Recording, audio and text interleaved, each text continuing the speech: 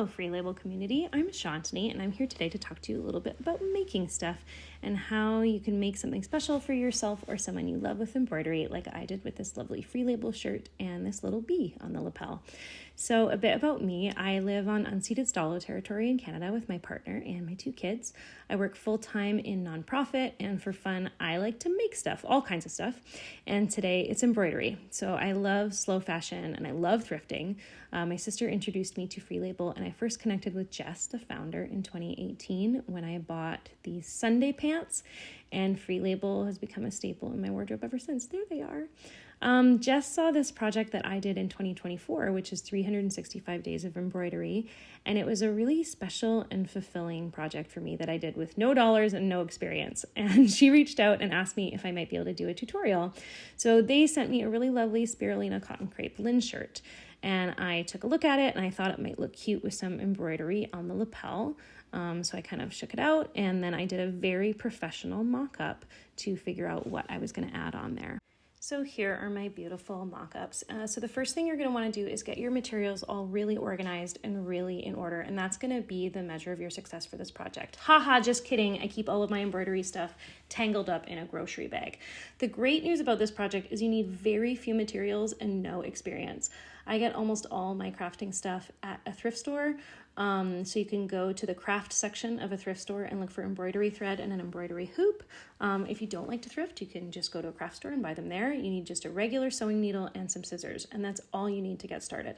The first thing we're going to see is me making a mistake, which is realizing that I put the embroidery hoop on the wrong side of the fabric because I got confused about the fold of the lapel. And get ready for that, because I'm going to make a bunch of mistakes, and so will you. This is just the nature of doing a creative project, and especially one that you haven't done before. So I get that all set, and I find my inspiration image. What I did here was I just Googled embroidery bee, and I was looking for one of those fuzzy, fat bumblebees. My family really loves those. And I was also looking for an image that was in flight because I wanted it to feel like it had some movement.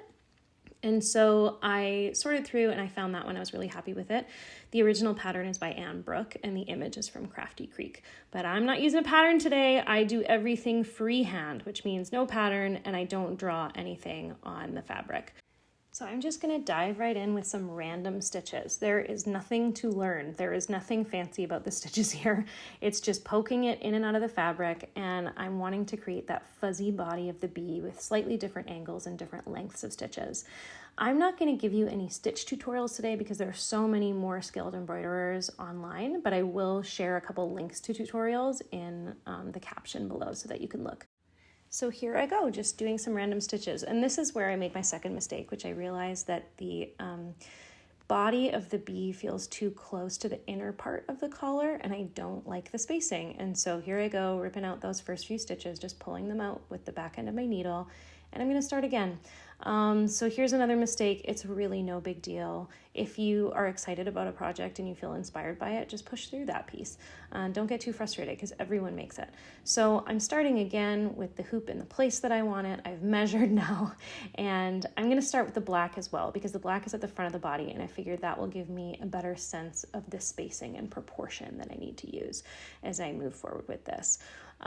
So starting with the body, I'm going to do the black and the yellow. Again, these are just random stitches in the rough shape of a bee that I'm going to fill in later. And once I get those first 2 colors in, I'm going to start on the wings.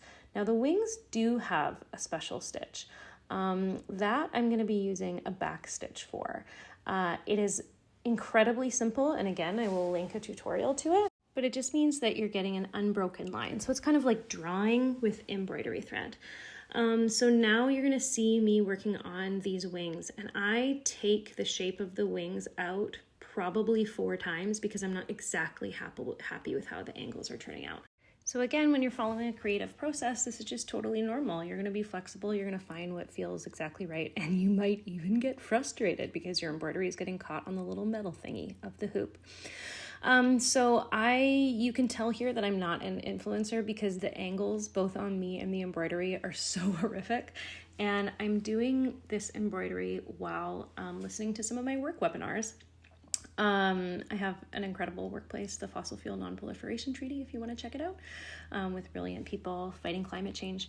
So I am doing work. I'm responding with smiles to my smart coworkers.